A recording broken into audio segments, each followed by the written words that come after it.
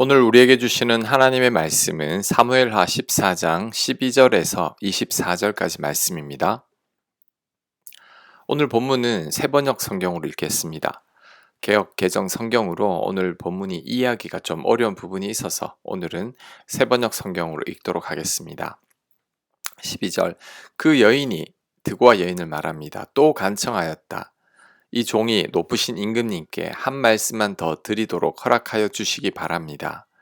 왕이 그렇게 하라고 하니 그 여인이 이렇게 말하였다. 어찌하여 임금님께서는 하나님의 백성에게 그처럼 그릇된 일을 하셨습니까? 임금님께서는 임금님의 친아들인 왕자님이 이 나라로 돌아오는 것을 허락하지 않으셨습니다.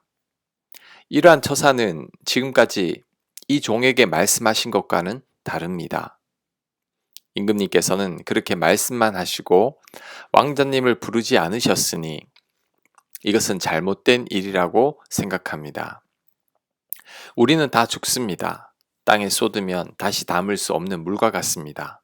그러나 하나님은 생명을 빼앗지 않으시고 방책을 베푸셔서 비록 내어 쫓긴 자라 하더라도 어떻게 해서든지 하나님께 버림받은 자가 되지 않게 하십니다.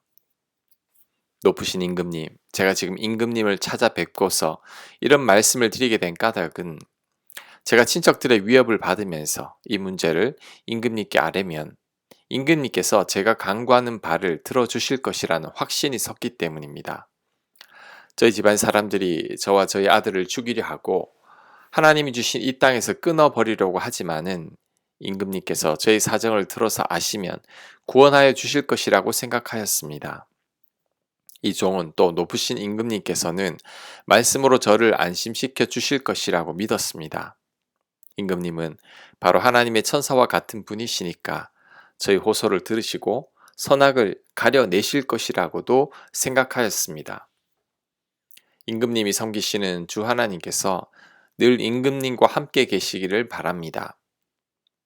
마침내 왕이 그 여인에게 물었다. 너는 내가 묻는 말을 내 앞에서 조금도 숨기지 말고 대답하여라. 그 여인이 대답하였다. 높으신 임금님의 분부대로 하겠습니다. 왕이 물었다. 너에게 이 모든 일을 시킨 사람은 바로 요압이렸다. 여인이 대답하였다. 높으신 임금님, 임금님께서 확실히 살아계심을 두고 맹세하지만 높으신 임금님께서 무슨 말씀을 하시면 오른쪽으로든 왼쪽으로든 피할 길이 없습니다. 저에게 이런 일을 시킨 사람은 임금님의 신하 요압입니다. 그가 이 모든 말을 이 종의 입에 담아 주었습니다. 왕자님의 일을 잘 되게 하여 보려고 임금님의 신하 요압이 이런 일을 꾸민 것은 사실입니다. 그러나 임금님께서는 하나님의 천사처럼 슬기로우심으로 일어난 모든 일을 다 아실 줄 압니다. 그러자 왕이 직접 요압에게 명령을 내렸다. 보시오. 내가 장군의 뜻대로 하기로 결심하였으니 가서 그 어린아이 압살롬을 데려오시오. 요압이 얼굴을 땅에 대고 절을 하면서 말하였다. 하나님께서 임금님께 복을 베푸시기를 빕니다. 높으신 임금님이 이 종의 간청을 이렇게 들어주시니 이 종이 임금님의 총애를 입은 줄을 오늘에야 알았습니다.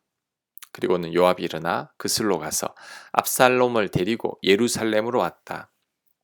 그러나 왕의 지시는 단호하였다. 그를 집으로 돌아가게 하여라. 그러나 내 얼굴은 볼 수 없다.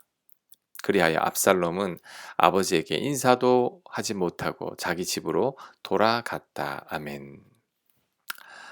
어제 본문에서 드고와 여인은 다윗에게 이런 말을 했습니다. 자신의 두 아들이 싸우다가 형이 동생을 우발적으로 죽이게 됐고 동네 사람들은 형이 살인자라고 형을 죽이려고 한다는 겁니다. 그렇게 되면 자신은 두 아들을 다 잃게 되니 다윗의 도움을 요청한 겁니다. 다윗은 이 여인에게 아들의 안전을 보장해 줍니다. 그런데 이때 드고와 여인이 본격적으로 요압이 지시한 말을 전합니다. 다윗이 자신의 아들의 안전을 보장해 주시겠다고 말씀하셨다면 왜 다윗의 아들 압살롬의 안전은 보장해 주시지 않느냐를 묻습니다. 망명을 떠난 압살롬을 다시 데리고 와야 하지 않느냐고 다윗에게 묻는 거죠. 이때 눈치 빠른 다윗은 알아차립니다. 이 여인이 단독적으로 이런 말을 한 게 아니라 요압 장군이 뒤에서 사주했다는 것을 알아차린 거죠. 그래서 다윗은 여인에게 묻습니다. 요압이 이 모든 걸 시켰느냐? 여인은 그렇다고 대답합니다. 그 후 다윗은 요압을 불러서 아들 압살롬을 데리고 오라고 말합니다. 요압은 자신이 드고아의 여인을 시켜서 이런 일을 꾸민 것에 대해 다윗이 눈 감아주고 압살롬을 데리고 오라고 하니까 감사하며 땅에 얼굴을 대고 절합니다.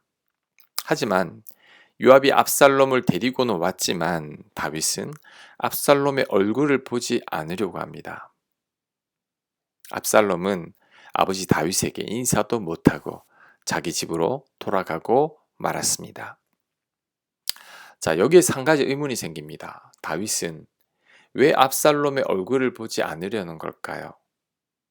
이럴 바에야 차라리 압살롬을 부리지 않았어야 하는 거 아닙니까?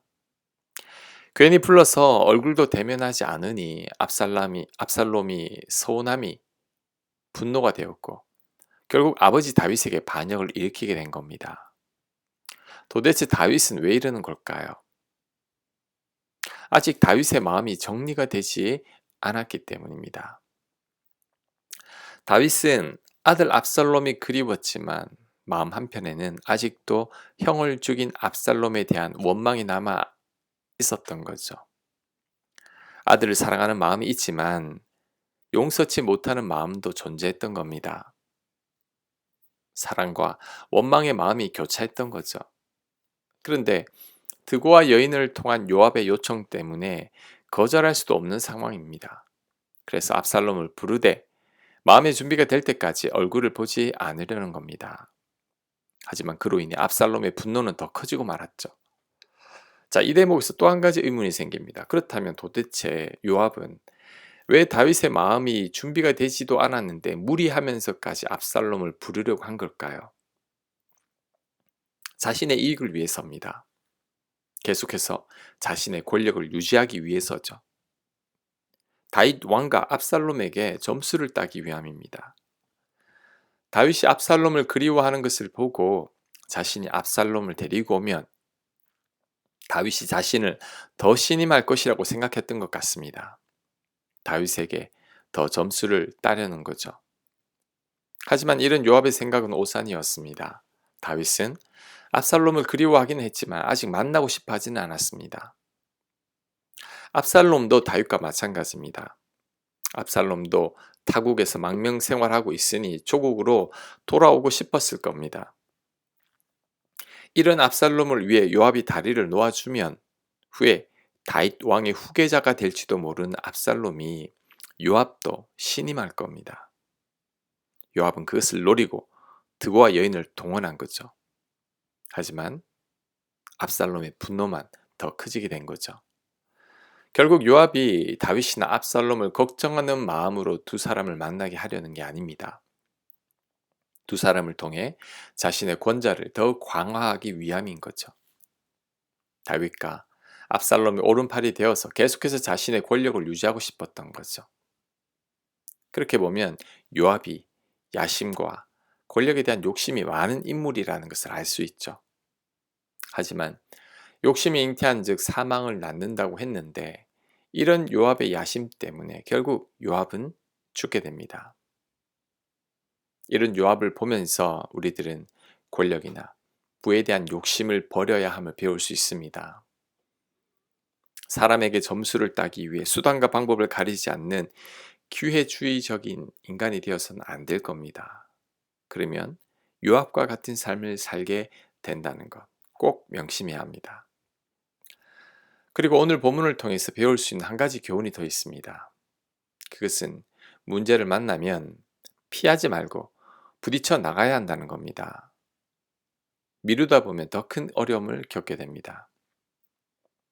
오늘 본문에서 다윗은 아들 압살롬을 피해버립니다. 그런데 피한다고 해결되는 게 아니죠. 다윗은 마음이 불편해도 아들 압살롬을 만나야 합니다. 이러지도 저러지도 못하는 아버지 다윗의 마음을 아들 압살롬에게 전달해야 합니다. 한 번에 두 아들을 다 잃은 다윗의 마음을 압살롬에게 알려야 합니다.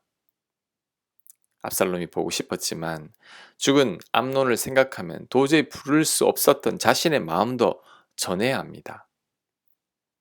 혼을 낸다면 혼을 냈어야 합니다. 그랬다면 압살롬이 압살롬의 분노가 쌓이지는 않았을 겁니다.